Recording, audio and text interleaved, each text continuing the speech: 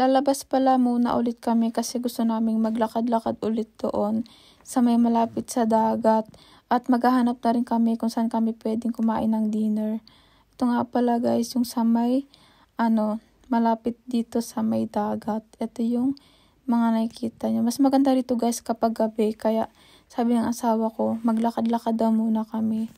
Hanggang maggabi, magtingin-tingin kami dito. Kasi ang ganda-ganda talaga guys ng view. Tapos hanap na rin kami kung saan kami pwedeng kumain ng dinner.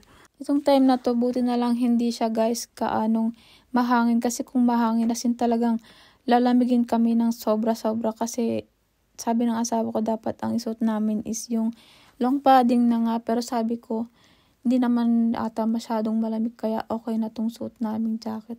Tapos may nadaanan din pala kaming nagpipicture-picturean din sila.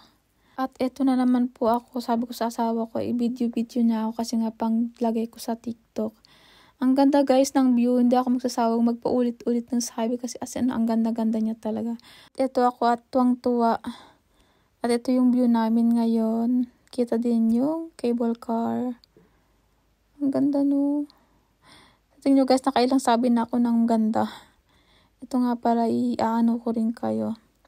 Itutour ko kayo dito, samahan nyo kaming maglakad-lakad at medyo pagabi-gabi na. Diba mas gumaganda pa yung view. Ayan, tamang senti-senti lang yung asawa ko dun.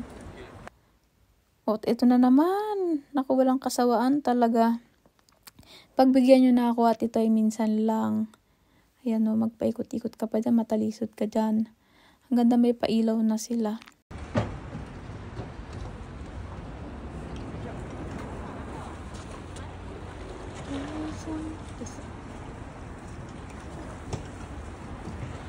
Ayan at gabi na, ganito pala yung views kapag gabi dito. Ang ganda-ganda din.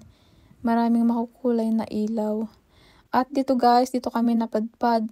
Bali, ito na pala yung aming dinner. Kasi yung asawa ko, as usual, kapag nagpupunta kami sa may beach, yun yung kinakain na yung mga raw fish. At sa wakas, kami ay makakatulog na kasi napagod din talaga kami sa paggagala kanina. Good night guys! Good morning guys! Bali, itong time na to, nag-aasikaso na kami kasi pa-check out na rin kami. Bali, chine-check ko baka kasi mamaya may makalimutan kami. Nakapag-breakfast and coffee na rin pala kami. Pero yung asawa ko, kasi may nakita siya ditong tsaa. Sabi niya gusto niya daw paunin sa biyahe. Kaya sabi ko, sa baba na lang kasi may mainit na tubig dun. Bali nga pala may baon din ako ditong Milo. May nabili ako kagabing kape na may kasamang cup. Bali yung cup na nabili ko kagabi yung gagamitin ko. Doon ko lalagay yung Milo. Tapos manghingi kami ng mainit na tubig sa baba. Kasi naubusan na rin kami ng tubig. Hindi kami nakahingi kagabi bago umakyat dito.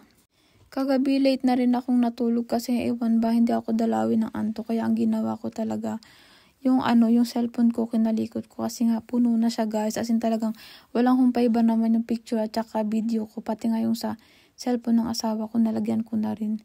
Kaya ang hirap talaga kapag saktong-sakto lang yung gamit mo. Akala namin dito, meron siyang dispenser nung mainit na tubig. Wala pala, kaya yan, hingi na lang kami dito sa may front desk.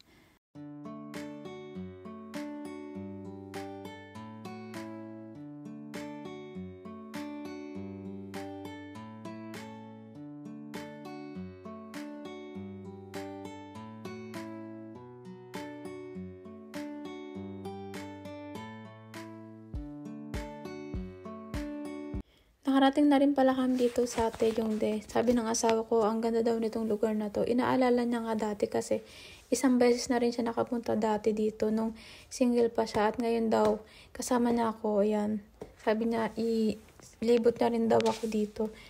Pwede raw kami sumakay ng train para makita namin yung bawat sulok nitong Taeyongde. Kaso nga nakita rin namin to. Bali, ini-explain ng lalaki na kung train daw yung sasakyan namin, parang hindi namin to lahat malilibot. Kasi yung train na yung pang may mga bata lang. Unlike kapag sumakay kami nung cruise na maliit, malilibot to talaga namin. Bali, tumatagal ng 35 to 40 minutes yung biyahe nung para malibot tong buong lugar. At yan, medyo mahal nga lang yung ticket niya. Pero sabi ng asawa ko, igaw na daw namin kasi minsan lang din naman to.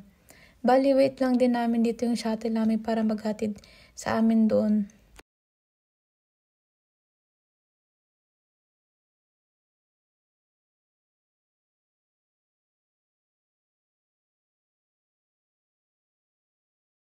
Bali dito inaantay lang namin yung sasakyan namin na shuttle.